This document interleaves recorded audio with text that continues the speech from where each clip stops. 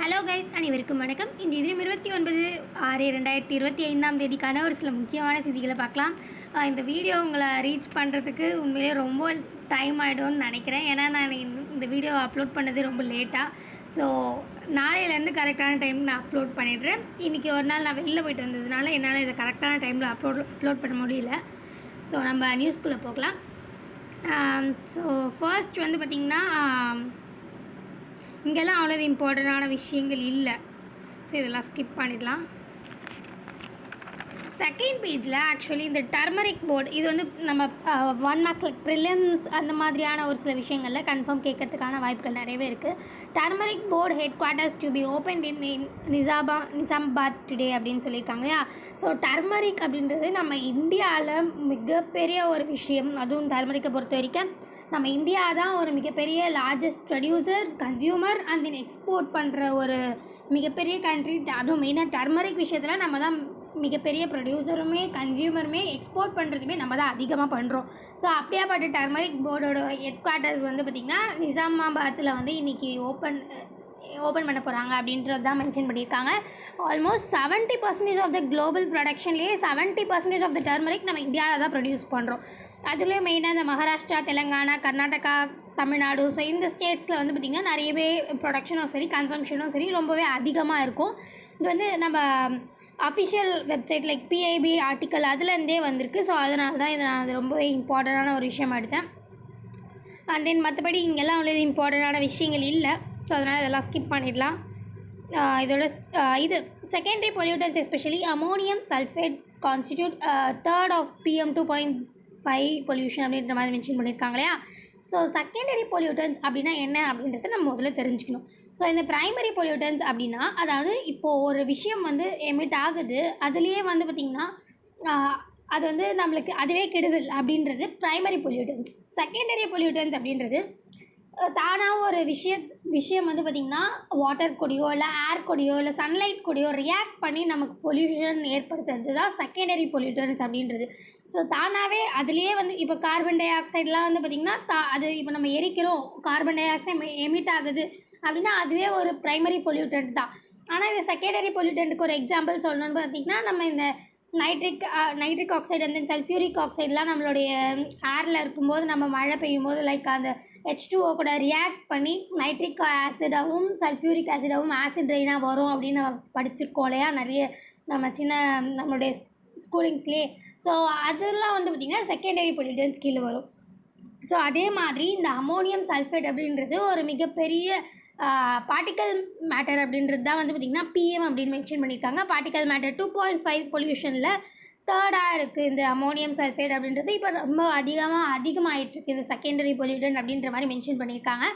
இந்த ammonium sulphate எப்படி நம்மளுக்கு மெயினாக ஃபார்ம் ஆகுதுன்னு பார்த்திங்கன்னா, நம்ம சல்ஃபர் டை ஆக்சைடு நம்ம ஃபேக்ட்ரிஸ்லேருந்து அது மெயினாக இந்த தெர்மல் பவர் பிளான்ட்ஸ்லலாம் வந்து பார்த்திங்கன்னா சல்ஃபர் டை ஆக்சைடு அப்படின்றது ரொம்ப அதிகமாகவே எமிட் ஆகும். ஸோ இந்த சல்ஃபர் டை ஆக்சைடு அமோனியா கூட நம்மளுடைய நார்மலாகவே நம்ம டிட்ஜஸ் பக்கத்தில் வந்து நம்மளுடைய என்விரான்மெண்ட்டில் நிறைய அமோனியா இருக்கும் இல்லையா. ஸோ அந்த அமோனியா கூட ரியாக்ட் ஆகும்போது அமோனியம் சல்ஃபேட்டாக ஃபார்ம் ஆகுது. ஸோ இது மிகப்பெரிய ஒரு செகண்டரி பொல்யூட்டன்ஸாக இருக்குது அப்படின்றத தான் இங்கே மென்ஷன் பண்ணியிருக்காங்க. அதே நான் மற்றபடி இங்கே வேறு எதுவும் இம்பார்ட்டண்டான விஷயங்கள் இல்லை. ஸோ அதனால் இதெல்லாம் ஸ்கிப் பண்ணிடலாம். அண்ட் தென் இது what are the issues around deportation அப்படின்னு சொல்லியிருக்காங்களே. இது நம்ம நேற்றே பார்த்தது தான் வந்து பார்த்திங்கன்னா இன்டெரக்டாக மென்ஷன் பண்ணியிருக்காங்க. டிபார்ட்டேஷன் அப்படின்றது ஒன்றும் இல்லை, இங்கேருந்து அங்கே போகிறது தான் இல்லையா.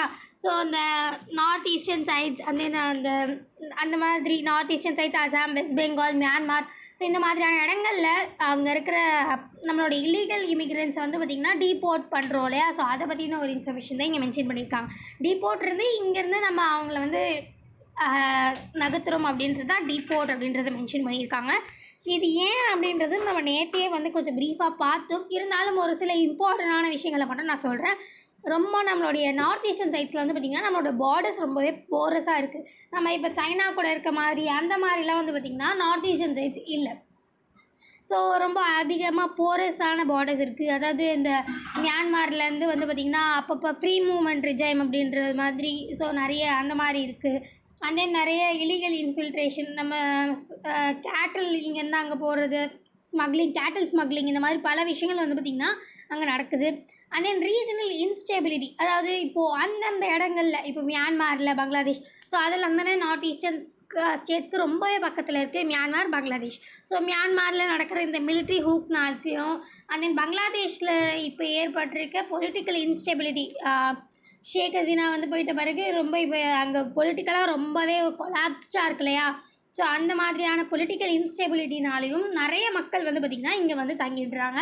இதை தாண்டி ரோஹிங்கியாஸ் அந்த மாதிரியான ட்ரைப்ஸ் அண்ட் தென் வந்து இதை தாண்டி வந்து பார்த்திங்கன்னா இவங்க எல்லாம் இங்கே வர்றதுனால இங்கே இருக்க லோக்கல் பீப்புள்ஸ்க்கு வந்து பார்த்திங்கன்னா ரொம்பவே கஷ்டமாக இருக்குது. ஸோ அதனால் நம்ம ஃபர்ஸ்ட் ஆஃப் ஆல் வந்து டீபோர்ட் பண்ண போகிறோம் அப்படின்றது தான் மென்ஷன் பண்ணியிருக்காங்க.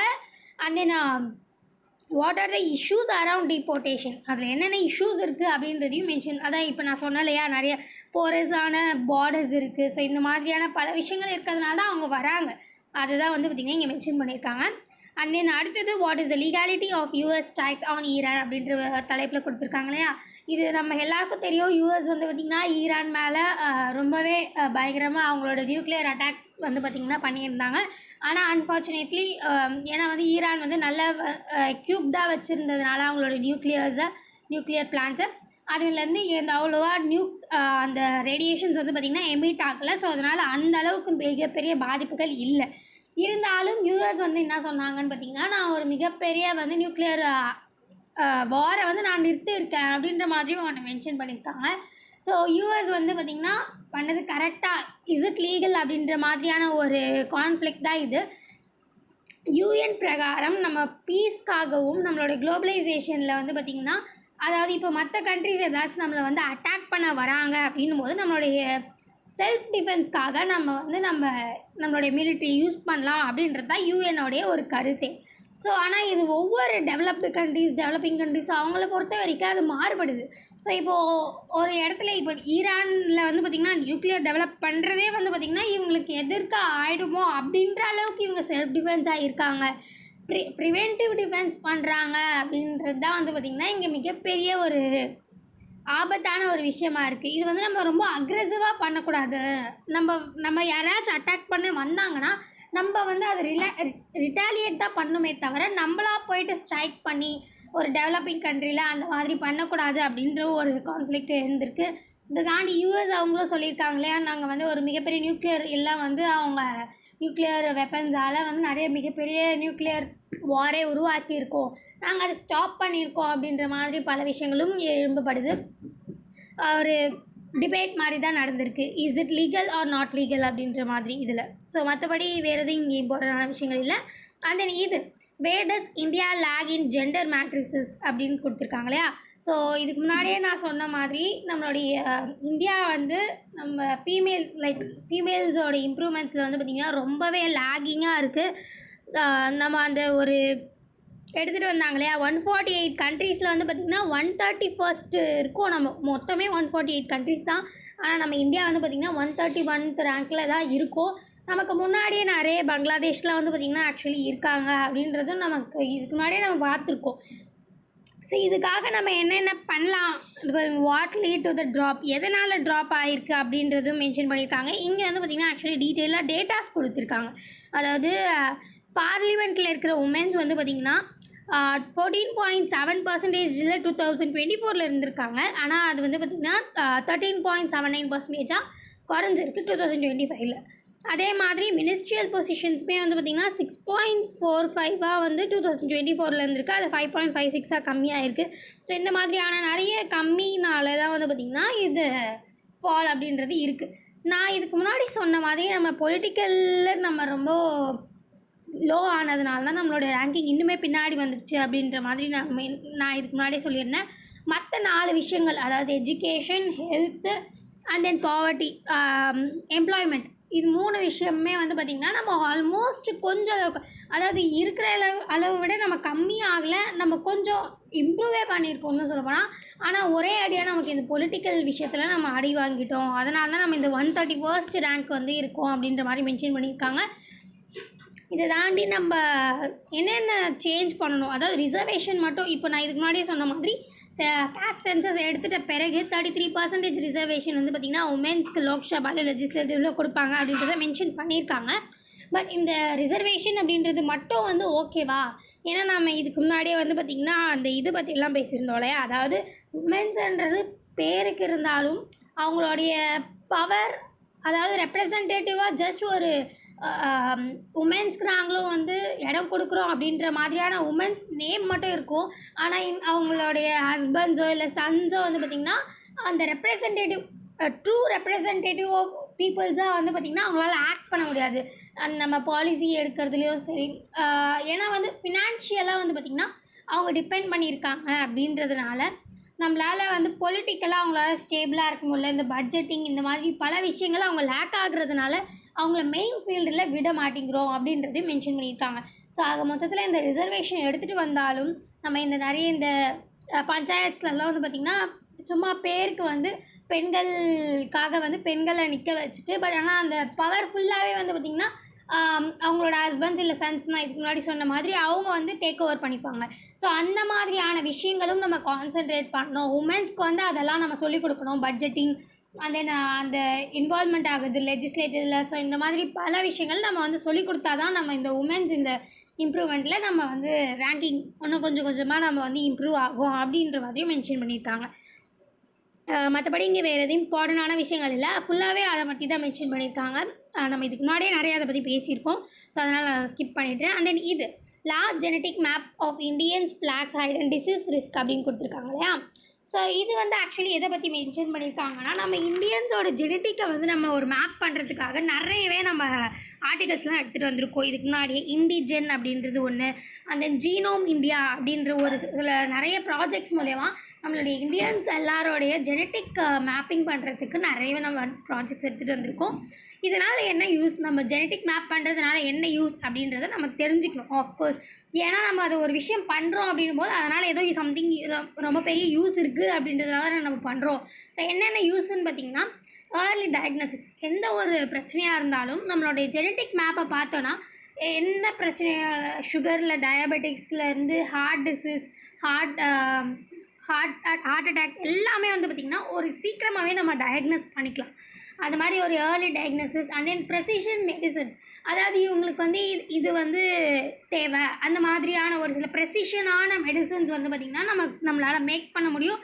அது நம்ம வந்து ப்ராடக்டாகவும் பண்ணலாம். ஸோ அதனால் நம்ம வந்து போத் கன்சியூமர்ஸ் அண்ட் ப்ரொடியூசர்ஸ் ரெண்டுமே வந்து பார்த்திங்கன்னா இன்க்ரீஸ் ஆகும். அண்ட் தென் ரெண்டு பேருமே பெனிஃபிட் ஆவாங்க அப்படின்றது மென்ஷன் பண்ணியிருக்காங்க. And then carrier screening in offspring. அதாவது இப்போது அம்மாக்கும் இருக்கும் ஏதாச்சும் ஒரு டிசீஸ் வந்து பார்த்திங்கன்னா அம்மாக்கும் இருக்கும் அப்பாவுக்கும் இருக்கும் அப்படின்னும் போது ஆஃப்கோர்ஸ் அந்த டிசீஸ் வந்து பசங்களுக்கு வர்றதுக்கு ரொம்பவே அதிகமான சான்ஸ் இருக்குது. ஆனால் வந்து நம்ம இந்த ஜெனட்டிக் மூலயமா அந்த ஜீன்ஸ் வந்து எங்கே இருக்குது அப்படின்றத வந்து நம்ம ஸ்க்ரீன் பண்ண முடியும் அப்படின்றத மென்ஷன் பண்ணியிருக்காங்க. அண்ட் தென் இதை தாண்டி வந்து நம்மளுடைய இந்தியாவில் மெயினாக நம்ம இந்தியன் ஜெனட்டிக் மேப்பிங் பற்றி தானே நம்ம இப்போ பேசிகிட்டு இருக்கோம். நம்ம இந்தியாவில் மெயினாக வந்து பாப்புலேஷன் அப்படின்றது ஒரு ஸ்பெசிஃபிக் ஜெனட்டிக் வேரியன்ஸாக இருக்குது.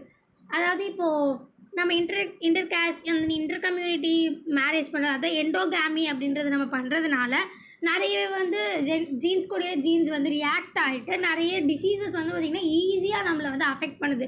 நம்ம அதுவும் மெயினாக அந்த ட்ரைபல்ஸ்லாம் பார்த்துருக்கோம் இல்லையா? என்ன தான் நம்ம வந்து ஸ்டெப்ஸ் எடுத்தாலுமே இந்த சிக்கிள் செல் அனிமியா அந்த இந்த மாதிரியான பல விஷயங்கள் வந்து நம்மளால் ட்ரைபல்ஸ்கிட்டேருந்து ட்ரைபல்ஸ்க்குமே வந்து நம்ம அதை அஃபெக்ட் பண்ணாமல் நம்மளால் வந்து அதை தடுக்க முடியல அப்படின்றது மிகப்பெரிய ஒரு விஷயம்தான். ஏன்னா அங்கெல்லாம் வந்து பார்த்திங்கன்னா எண்டோகாமி அப்படின்றது ரொம்பவே அதிகமாக இருக்குது. ஸோ இதனால் வந்து அந்த மாதிரி இஷ்யூஸும் ஆகுது. இதை தாண்டி பப்ளிக் ஹெல்த் பாலிசிஸ், நம்ம எந்த தான் ஹெல்த் பாலிசிஸ் என்னென்ன எடுக்கணும், ஸோ அந்த மாதிரியான விஷயங்களும் நம்ம ஜெனட்டிக் மேப்பிங் பண்ணுறது மூலிமா தெரிஞ்சுக்கலாம். ஸோ அந்த மாதிரியான பல விஷயங்கள் தான் இங்கே டிஸ்கஸ் பண்ணியிருக்காங்க. இந்த ஜஸ்ட் ஒரு இவ்வளோ பெரிய ஜெனட்டிக் மேப்பால் நம்ம இந்தியன்ஸ்க்கு என்னென்ன டிசீஸ் ரிஸ்க்கை வந்து நம்மளால் ஃப்ளாக் பண்ண முடியும் அப்படின்றது தான் இங்கே மென்ஷன் பண்ணியிருக்காங்க. ஸோ இது மூலிமா எல்லாமே நம்ம வந்து கூடிய சீக்கிரத்தில் இப்போ இருக்கிறத விட கூடிய சீக்கிரத்தில் நம்ம குணப்படுத்திடலாம். அதாவது ஹார்ட் அட்டாக்காக இருக்கட்டும் சரி, டயபெட்டிஸாக இருக்கட்டும் சரி, இது எல்லாமே வந்து பார்த்திங்கன்னா நம்ம நார்மல் மற்ற பாப்புலேஷனை விட நம்ம இந்தியன்ஸ்க்கு வந்து பார்த்திங்கன்னா அதிகமாக இருக்குது. ஹார்ட் அட்டாக்காக இருக்கட்டும் சரி, டயபெட்டிஸாக இருக்கட்டும் சரி. ஸோ அதெல்லாமே வந்து பார்த்திங்கன்னா நம்மளால் டிக்ரீஸ் பண்ண முடியும் அப்படின்றது தான் மென்ஷன் பண்ணியிருக்காங்க. அண்ட் தென் இந்த கீழே இருக்க the greening of our chemical industries அப்படின்னு சொல்லியிருக்காங்க. ஸோ இதுவுமே ரொம்ப இம்பார்ட்டண்டான ஒரு விஷயம்தான். அதாவது க்ரீனிங் அப்படின்னா என்னன்னு பார்த்திங்கன்னா, எந்த ஒரு விஷயமும் நம்மளுடைய எக்கனாமிக்கை வந்து அதிகப்படுத்தி அண்ட் தென் நம்மளுடைய வேஸ்டேஜ் வந்து கம்மிப்படுத்துறது தான் வந்து பார்த்திங்கன்னா இந்த ப்ராஜெக்டோடைய ஒரு மோட்டோ. அதாவது இப்போது என்ன விஷயம்னாலும் இருக்கட்டும், ஒரு எக்ஸாம்பிளுக்கு நான் சொல்கிறேன் பாருங்களேன். இப்போது வந்து நம்மளுடைய பயோடீசல் அப்படின்றது ஒன்று ஃபார்ம் பண்ணுறோம். ஸோ பயோடீசல் அப்படின்றது நம்மளோட என்விரான்மெண்ட்க்கும் அது வந்து ரொம்பவே யூஸ்ஃபுல். ஜெட்ரோபா அப்படின்ற ஒரு பிளான்ட்ல இருந்தால் நம்ம அந்த பயோடீசல் அப்படின்றது எடுக்கிறோம். ஸோ இது வந்து நம்ம ஆயில் கூட நம்ம பிளெண்ட் பண்ணுறதுக்காக, இந்த ஆயிலை வந்து நம்ம மெத்தனால் கூட பிளெண்ட் பண்ணுறதுக்காக சோடியம் ஹைட்ராக்சைடு அப்படின்ற ஒரு கேட்டலிஸ்ட்டை நம்ம யூஸ் பண்ணுறோம். ஆனால் அந்த சோடியம் ஹைட்ராக்சைடு அப்படின்ற கேட்டலிஸ்ட்டை யூஸ் பண்ணுறதுனால நமக்கு நிறையவே வேஸ்டேஜ் ஆஃப் வாட்டர் வந்து நடக்குது. ஸோ அந்த வேஸ்டேஜ் ஆஃப் வாட்டர் வேஸ்ட் ஆகுது அப்படின்றதும் ஒரு பிரச்சனை. அந்த வேஸ்டேஜ் வாட்டரை நம்ம எங்கே விடுறது அப்படின்றதும் ஒரு பிரச்சனை. ஸோ இந்த மாதிரியான ஒரு சில பிரச்சனைகளை வந்து பார்த்திங்கன்னா சால்வ் பண்ணுறது தான் இந்த greening of our chemical industries அப்படின்றது. ஸோ இந்த கேட்டலிஸ்ட் ஒரு வேளை வந்து பார்த்திங்கன்னா நம்மளுடைய என்விரான்மெண்ட்டுக்கு ஹார்ம்ஃபுல்லாக இல்லாமல் அது நம்ம ஈஸியாக அதை மறுபடியும் அதை மறுபடியும் எடுக்கிற மாதிரி, அந்த தண்ணிகளெல்லாம் அந்த டீசல் நம்ம ப்ரொடியூஸ் பண்ணிட்ட பிறகு சடனாக நம்ம அந்த கெமிக்கல்ஸ் நம்ம எடுக்கிற மாதிரி ஒரு வேளை இருந்தாலோ, இல்லை வந்து நிறைய வேஸ்டேஜ் ஆஃப் வாட்டர் க்ரியேட் பண்ணாத மாதிரி இருந்தாலும் நமக்கு வந்து பார்த்திங்கன்னா ரொம்பவே யூஸ்ஃபுல்லாக இருக்கும். ஸோ அதனால் நம்ம இதுக்கு முன்னாடி யூஸ் பண்ணிகிட்ருக்க சோடியம் ஹைட்ராக்சைடை தாண்டி கால்சியம் ஆக்சைடு ஒரு வேளை நம்ம யூஸ் பண்ணால் மேபி இது எல்லாமே வந்து பார்த்திங்கன்னா ஈஸியாக இருக்கும் அப்படின்ற மாதிரியான ஒரு சில விஷயங்கள் தான் பார்த்திங்கன்னா இந்த க்ரீனிங் ஆஃப் அவர் இண்டஸ்ட்ரீஸ் அப்படின்றது. ஸோ கால்சியம் ஆக்சைடு அப்படின்றது ஒரு சாலிட் ஃபார்ம். ஸோ அதனால் அது போட்டு அந்த பயோடீசல் உருவானோடனே நம்ம அதை சடனாக நம்ம எடுக்கிறதுக்கும் சான்ஸ் இருக்குது. இது தாண்டி வேஸ்டேஜ் ஆஃப் வாட்டர் அப்படின்றது கம்மியாகுது. ஏன்னா இதுவே சாலிட் ஃபார்ம் அப்படின்றதுனால இந்த மாதிரி ஒரு சில விஷயங்கள். அண்ட் தென் நிறைய சால்வெண்ட்ஸ் நம்மளுடைய டேப்லெட்ஸில் தான் வந்து பார்த்திங்கன்னா நிறைய வந்து எக்ஸ்ட்ராவாக, அதாவது நம்ம அந்த ஒரு மாதிரி ஸ்மெல் வரும் இல்லையா, மெடிசன் ஸ்மெல், லைக் ஒரு நெயில் பாலிஷ் ஸ்மெல், அந்த மாதிரியான ஒரு சில விஷயங்கள் வரும் இல்லையா. ஸோ அதனால் நம்மளோட என்விரான்மெண்ட்டுக்கும் சரி நம்மளோட ஹெல்த்துக்கும் சரி ஒரு சில ஹார்ம்ஃபுல்னஸ் ஏற்படுறதுக்கான வாய்ப்புகள் நிறையவே இருக்குது. ஏன்னா அதில் நியூரோடாக்சின்ஸ்லாம் இருக்குது. ஸோ அதுவுமே வந்து நம்ம ஒரு சில சால்வெண்ட்ஸை நம்ம சேஞ்ச் பண்ணி நம்மளுடைய என்விரான்மெண்ட்டுக்கும் சரி நம்மளோட ஹெல்த்துக்கும் சரி நல்ல ஒரு விஷயமா நம்ம கொடுக்கறதுக்கான நிறைய விஷயங்கள் வந்து பார்த்திங்கன்னா அந்த க்ரீனிங் ஆஃப் அவர் கெமிக்கல் இண்டஸ்ட்ரீஸில் அவங்க வந்து சர்ச் பண்ணிகிட்ருக்காங்க அப்படின்றது தான் இங்கே மென்ஷன் பண்ணியிருக்காங்க. ஸோ வந்து நான் மற்றபடி இங்கே அவ்வளோ எதுவும் இம்பார்ட்டண்டான விஷயங்கள் இல்லை. ஸோ அதனால் நான் அதெல்லாம் ஸ்கிப் பண்ணிடுறேன்.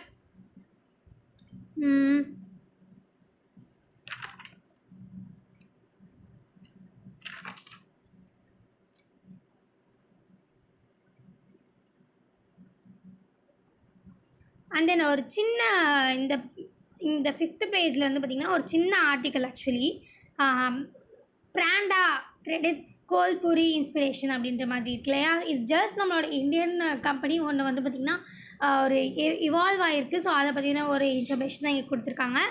ப்ராடா அப்படின்ற ஒரு புதுசாக வந்து ஒரு கம்பெனி மேக் பண்ணியிருக்காங்க. ஆனால் அது வந்து பார்த்திங்கன்னா நம்மளுடைய கோல்பூரி, அதாவது மகாராஷ்டிராவில் இருக்க கோல்பூரி ஸ்டைல் ஆஃப் ஃபுட் வியர் வச்சு அவங்க புதுசாக ஒன்று க்ரியேட் பண்ணியிருக்காங்க.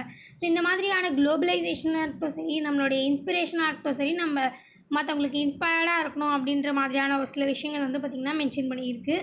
அண்ட் தென் மற்றபடி இன்னொரு இம்பார்ட்டண்டான ஒரு விஷயம் என்ன அப்படின்னு பார்த்திங்கன்னா, நம்மளோட டெல்லியில் ஃபர்ஸ்ட் எவர் ஆர்டிஃபிஷியல் ரெயின் வந்து பார்த்திங்கன்னா மேக் பண்ணியிருக்காங்க. இப்போ July 4 அப்கமிங் July 4லேருந்து 11 வரைக்கும் வந்து பார்த்திங்கன்னா இந்த ஆர்டிஃபிஷியல் ரெயின் பண்ணுறதா வந்து நம்ம என்விரான்மெண்ட் மினிஸ்டர் வந்து பார்த்திங்கன்னா இன்ஃபார்ம் பண்ணியிருக்காரு.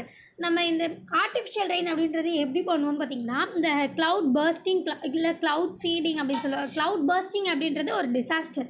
ஆனால் அதுவே நம்ம ஆர்டிஃபிஷியலாக நமக்கு தேவையான அளவு பண்ணுவோன்னு பார்த்திங்கன்னா அது க்ளவுட் சீடிங். அதாவது இப்போ நம்ம எந்த ஒரு க்ளவுடில் இருந்தோம் மழை வர்றதுக்கு வந்து அதில் இருக்கிற ஹைக்ரோஸ்கோபிக் நியூக்ளியை அப்படின்றது ரொம்பவே இம்பார்ட்டண்டான ஒரு விஷயம். ஸோ ஹைக்ரோஸ்கோபிக் நியூக்ளியை அப்படின்றது இல்லைன்னா அந்த க்ளவுட்லேருந்து மழையே வராது. எவ்வளோதான் அதில் தண்ணி இருந்தாலும் சரி, ஹைக்ரோஸ்கோபிக் நியூக்ளியை அப்படின்றது இல்லைன்னா அந்த க்ளவுட்லேருந்து தண்ணி வராது, மழையே வராது. ஸோ அந்த ஹைக்ரோஸ்கோபிக் நியூக்ளியை ஃபார்ம் பண்ணுறதுக்காக நம்ம இங்கே நம்மளுடைய நிறையவே மெத்தட்ஸ் இருக்குது. அதுக்கு இங்கேருந்து ஏரோப்ளைன் மூலயமா எடுத்துகிட்டு போயிட்டு ஸோ இந்த சில்வர் அயோடைட், பொட்டாசியம் அயோடைட் இதெல்லாம் வந்து ஸ்ப்ரே பண்ணுற மாதிரி அதுவும் இருக்குது. அண்ட் தென் நம்மளோட லேண்ட்லேருந்தே வந்து பார்த்திங்கன்னா த்ரோ அவுட் பண்ணுற மாதிரி ஒரு சில விஷயங்களும் இருக்குது. ஸோ இந்த மாதிரியான விஷயங்களால் ஹைக்ரோஸ்கோபிக் நியூக்ளியை அங்கே ஃபார்ம் பண்ணி க்ளவுட் சீடிங் மூலயமா மழை வர வைக்கிறது தான் இந்த ஆர்டிஃபிஷியல் ரெய்னிங் அப்படின்றது. அப்கமிங் ஜூலை 4 to 11 வந்து இது நம்ம டெல்லியில் வந்து நடக்க போகுது அப்படின்ற மாதிரி மென்ஷன் பண்ணியிருந்தாங்க. இது தாண்டி இது எதுக்கு நம்ம யூஸ் பண்ணுறோம் அப்படின்னு வந்து பார்த்திங்கன்னா, நம்மளுடைய ரொம்பவே ஹீட்டாக இருந்தால் அதை கொஞ்சம் குறைக்கிறதுக்காகவும், நம்மளுடைய பொல்யூஷன் ரொம்ப பொல்யூட்டடாக இருந்தால், ஏன்னா அது எல்லாமே கொஞ்சம் செட்டில் ஆகும் இல்லையா, ஸோ அதுக்காகவும் தான் நம்ம யூஸ் பண்ணுறோம். இதை தாண்டி இதோட டிஸ்அட்வான்டேஜ் அப்படின்னு என்ன சொல்லலான்னு பார்த்திங்கன்னா, இது வந்து ஆக்சுவலி எங்கே தேவையோ அங்கே நம்மளால் இது பண்ண முடியாது. ஏன்னா அந்த இடத்துல வந்து பார்த்திங்கன்னா அதுக்கான பாசிபிலிட்டிஸ், அதுக்கான டெம்பரேச்சர் வந்து அமையாது. இப்போ நம்ம வந்து மெயினாக நம்ம மழை எங்கே தேவை, ராஜஸ்தான், ஸோ அந்த சைட்லலாம் நம்மளால் பண்ண முடியாது. எந்த இடத்துக்கு ஆக்சுவலி இந்த ரெயின் தேவையோ, ஸோ அந்த இடத்துல நம்மளால் இந்த ஆர்டிஃபிஷியல் ரெயின் அப்படின்றது மோஸ்ட்லி வந்து பார்த்திங்கன்னா பண்ண முடியாது. ஸோ அதுதான் இதில் இருக்க மிகப்பெரிய டிஸ்அட்வான்டேஜ். ஸோ அதை பற்றியும் நான் இங்கே ஆக்சுவலி சொல்லிடணும்னு நான் நினச்சிட்டு இருந்தேன். ஸோ மற்றபடி வேறு எதுவும் இம்பார்ட்டண்டான விஷயங்கள் இல்லை. ஸோ ஃபைனலி ரீச் டைம் இந்த மாதிரி முக்கியமான செய்திகளோடு சந்திக்க இந்த சேனலை சப்ஸ்கிரைப் பண்ணுங்கள், மற்றவங்களுக்கு ஷேர் பண்ணுங்கள். நன்றி, வணக்கம்.